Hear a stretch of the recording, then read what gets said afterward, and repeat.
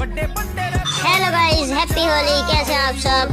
तो गाइस यहाँ आरुष और बाबू खेल रहे हैं होली। इन्होंने सारे बैलून फुला कर बाल्टी में भर लिए हैं और इतने सारे बैलून अभी इनके यहाँ पड़े हैं और इधर भी इनके कलर और बैलून पड़े हैं और ये दोनों भाई आपस में एंजॉय कर रहे हैं। दोनों एक दूसरे को भिगो रहे हैं। उधर से दीदी भी आ गई और दीदी ने भी इनको पानी से भिगोना स्टार्ट कर दिया। भाई तीनों पे पिचकारी लगी हुई है हाथ में। मैं तो इनको देख देख कर ही मजे ले रही थी और फिर भाई एक दूसरे के ऊपर इन्होंने बैलून फोड़ना स्टार्ट कर दिया और बैलून अपने ऊपर फोड़ लिया और उसने फिर बाबू के ऊपर फोड़ दिया।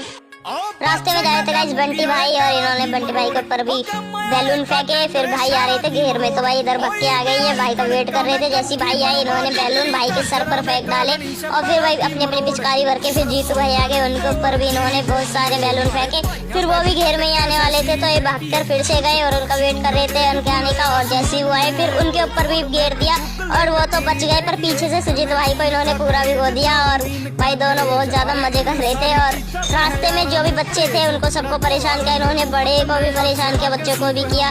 मैं तो इनको देख देख कर ही फुल मजे कर रही थी। भाई मैं इनको बता रही थी कि अब आ रहे हैं जल्दी से पानी घेर दो। तो भाई ये दोनों पिचकारी भर के अपने खड़े हो गए और जैसे ये अंकल आए इन दोनों ने इन अंकल के ऊपर भी पानी फेंकना स्टार्ट कर दिया। और ये दो भाई थे, एक भाई तो पीछे वाला बॉडी दिखा के जा रहा था। नव्या गाइस इन दोनों को ऊपर से परेशान कर रही थी, इनके ऊपर बैलून फेंक रही थी भर भर कर। फिर इन दोनों ने नव्या को चैलेंज दिया कि दम है तो नीचे हमारे साथ खेलने।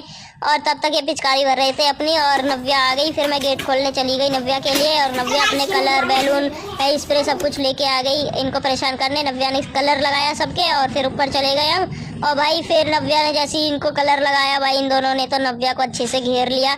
उसको भाई इन्होंने सांस भी नहीं ले रहे थे दोनों, कभी कलर कभी पिचकारी कभी पानी।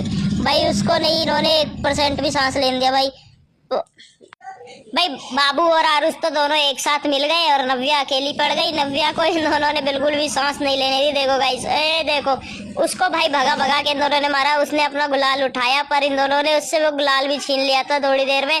भाई दोनों आपस में एक साथ मिल गए थे। अगर वो बाबू को परेशान कर रही थी तो आरुष बोलता था उसको हटाने के लिए आ जाता था और आरुष को परेशान करती थी तो बाबू से हटाने को आ जाता था। भाई सब बहुत मजा आ रहे थे इन्हें देख देख के। भाई तीन जने अकेले खेल लेते पर इंजॉय इनको देख के ऐसा लगा जैसे कि भाई